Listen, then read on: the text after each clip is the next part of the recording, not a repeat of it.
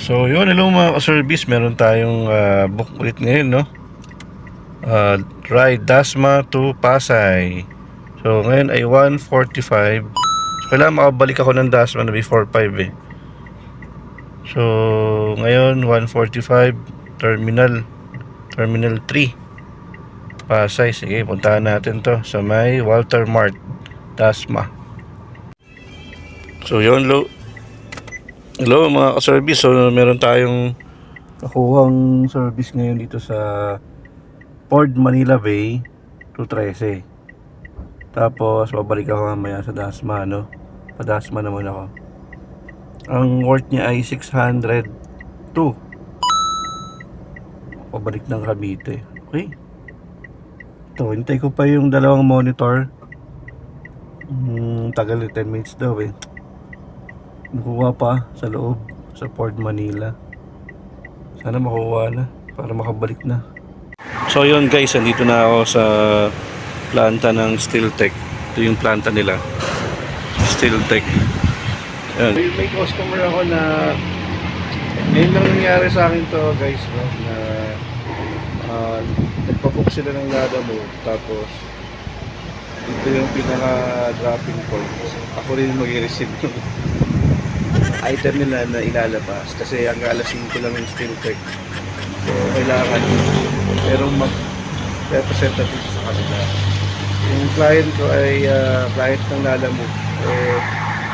Maano sila sa Carmona sa toll gate kasi truck trip pala nila. Maharang sila doon kasi bago yung truck daw nila. Maharang yung truck nila doon. So maghihintay pa ako hanggang alas 6 na gabi. Ano na ngayon, 5:47. Pero sabi naman ni sir, bibigyan naman niya ako ng extra. Wow! Kinuha ko na rin, in-answer ko na lang yung isa kong book sa SM Dasma to 13. Kaya na lang niya ako. Ayan. Update ko kayo mga ka-service. Ayan guys, yung